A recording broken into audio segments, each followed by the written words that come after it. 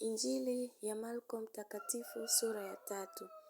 Akaingia tena katika sinagogi, na palikuwako huko mtu mwenye mkono uliopooza. Wakamvizia ili kuona kama atamponya siku ya Sabato wapate kumshitaki. Akamwambia yule mtu mwenye mkono uliopooza, "Simama katikati." Akawauliza, "Ni halali siku ya Sabato kutenda mema au kutenda mabaya? Kuponya roho au kuiua?" Wakanyamaza.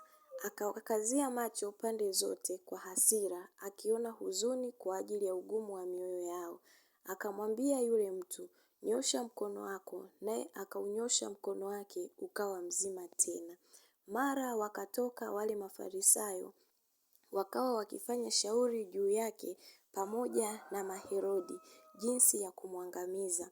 Naye Yesu akajitenga yeye na wanafunzi wake, akaenda baharini. Mkutano mkuu ukamfuata kutoka Galilaya na Uyahudi, na Yerusalemu na Idumaya, na ng'ambo ya Yordani, na pande za Tiro na Sidoni.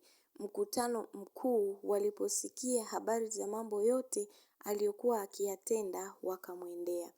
Akawaambia wanafunzi wake ya kwamba chombo kidogo kikae karibu naye, kwa sababu ya mkutano, wasije wakamsonga.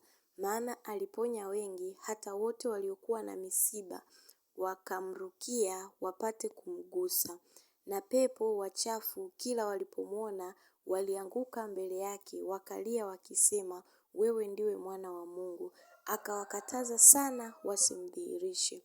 Akapanda mlimani, akawaita aliowataka mwenyewe, wakamwendea. Akaweka watu 12 wapate kuwa pamoja naye, na kwamba awatume kuhubiri. Tena wawe na amri ya kutoa pepo. Akawaweka wale thenashara, na Simoni akampa jina la Petro, na Yakobo mwana wa Zebedayo, na Yohana nduguye Yakobo akawapa jina la Boanerge, maana yake wana wa ngurumo, na Andrea na Filipo na Bartholomayo na Mathayo na Tomaso na Yakobo wa Alfayo na Tadayo na Simoni Mkananayo na Yuda Iskariote ndiye aliyemsaliti. Kisha akaingia nyumbani. Mkutano wakakusanyika tena, hata wao wenyewe wasiweze hata kula mkate. Jamaa zake walipopata habari, wakatoka kwenda kumkamata, maana walisema amerukwa na akili. Nao waandishi walioshuka kutoka Yerusalemu wakasema, ana Beelzebuli, na kwa mkuu wa pepo huwatoa pepo. Akawaita akawaambia kwa mifano, awezaje shetani kumtoa shetani? Na ufalme ukifitinika juu ya nafsi yake, ufalme huo hauwezi kusimama.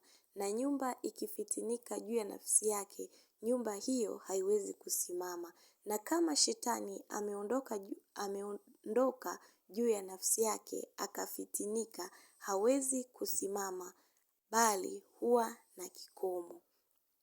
Hawezi mtu kuingia ndani ya nyumba ya mtu mwenye nguvu na kuviteka vitu vyake, asipomfunga kwanza yule mwenye nguvu, ndipo atakapoiteka nyumba yake.